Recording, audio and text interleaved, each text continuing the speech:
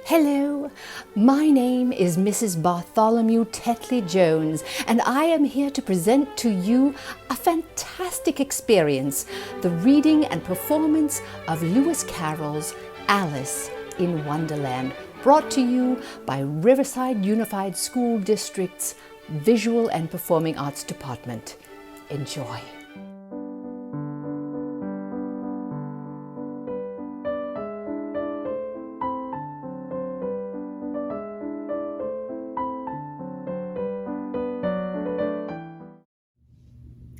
She waited for some time without hearing anything more. At last came a rumbling of little cartwheels and the sound of a good many voices, all talking together. She made out the words, "Where's the other ladder?" "Why, I hadn't to bring but one. Bill's got the other."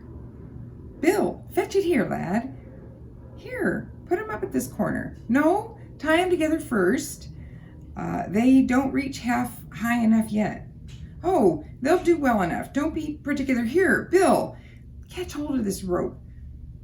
"Will the roof bear? Mind that loose slate. Oh, it's coming down. Heads below." Now, who did that? It was Bill, I fancy. "Who's to go down the chimney?" "Nay, I shan't. You do it." "That I won't then. Bill's got to go down." "Here, Bill, the master says you've got to go down the chimney." "Oh, so Bill's got to come down the chimney, has he?" said Alice to herself. "Why, they seem to put everything upon Bill. I wouldn't be in Bill's place for a good deal. This fireplace is narrow, to be sure, but I think I can kick a little." She drew her foot as far down the chimney as she could and waited till she heard a little animal. She couldn't guess what sort it was, scratching and scrambling about in the chimney, close above her. Then saying to herself, "This is Bill," she gave one sharp kick and waited to see what would happen next. The first thing she heard was a general chorus of, "There goes Bill!" Then the rabbit's voice alone, "Catch him, you, by the hedge!"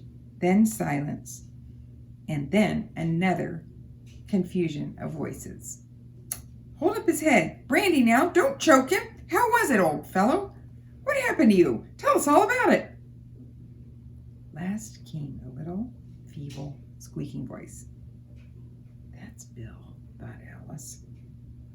"Well, I hardly know. No more, thank ye. I'm better now, but I'm dead too. Flustered to tell you. All I know is something comes at me like a jack-in-the-box, and up I go like a skyrocket."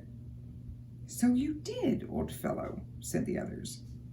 "We must burn the house down," said the rabbit's voice, and Alice called out as loud as she could, "If you do, I'll set Dinah at you."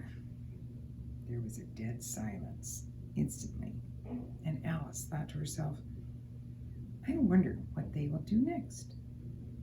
If they had any sense, they'd take the roof off." And after a minute or two, they began moving again, and Alice heard the rabbit say, "A barrelful will do to begin with." A barrelful of what? thought Alice. But she had long to doubt, for the next moment a shower of little pebbles came rattling in at the window, and some of them hit her in the face. "I'll put a stop to this," she said to herself, and shouted out, "You'd better not do that again," which produced another dead silence.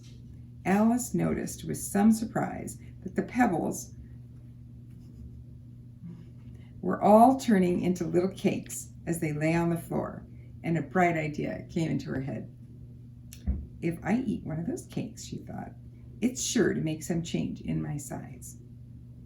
And as it can't possibly make me larger, it must make me smaller, I suppose." So she swallowed one of the cakes and was delighted to find that she began shrinking directly. As soon as she was small enough to get through the door, she ran out of the house and found quite a crowd of little animals and birds waiting outside. The poor little lizard Bill was in the middle, being held up by 2 guinea pigs who were giving it something out of a bottle. They all made a rush at Alice the moment she appeared, but she ran off as hard as she could and soon found herself safe in a thick wood. The first thing I've got to do, said Alice to herself as she wandered about in the wood, is to grow to my right size again. And the second thing is to find my way into that lovely garden. I think that will be the best plan. It sounded an excellent plan, no doubt, and very neatly and simply arranged. The only difficulty was that she had not the smallest idea how to set about it. And while she was peering about anxiously among the trees, a little sharp bark just over her head made her look up in a great hurry. An enormous puppy was looking down at her with large round eyes and feebly stretching out one paw, trying to touch her. Poor little thing, said Alice in a coaxing tone, and she tried hard to whistle to it, but she was terribly frightened all the time at the thought that it might be hungry, in which case it would be very likely to eat her up in spite of all her coaxing. Hardly knowing what she did, she picked up a little bit of stick and held it out to the puppy. Whereupon the puppy jumped into the air, off all his feet at once, with a yelp of delight, and rushed at the stick, and made believe to worry it. And then Alice dodged behind a great thistle to keep herself from being run over. And the moment she appeared on the other side, the puppy made another rush at the stick and tumbled head over heels in its hurry to get a hold of it. Alice, thinking it was very like having a game of play with a cart horse and expecting every moment to be trampled under its feet, ran around the thistle again.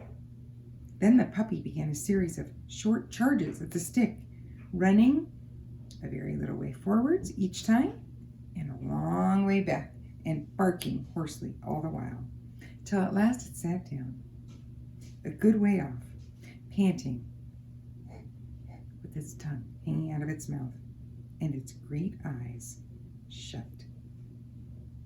This seemed to Alice a good opportunity for making her escape.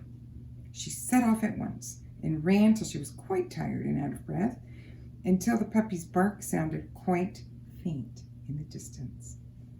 And yet, what a dear little puppy it was, said Alice, as she leant against a buttercup to rest herself and fanned herself with one of the leaves. I should have liked teaching it tricks very much, if only I'd been the right size to do it. Oh dear, I'd nearly forgotten that I've got to grow up again. Let me see, how is it to be managed? I suppose I ought to eat or drink something or other. But the great question is, what? The great question certainly was, what? Alice looked all around her at the flowers and the blades of grass, but she could not see anything that looked like the right thing to eat or drink under the circumstances. There was a large mushroom growing near her, about the same height as herself, and when she had looked under it, on both sides of it, and behind it, it occurred to her that she might as well look and see what was on top of it. She stretched herself out on tiptoe and peeped over the edge of the mushroom, and her eyes immediately met those of a large blue caterpillar that was sitting on the top with its arms folded, quietly smoking a long hookah and taking not the smallest notice of her or anything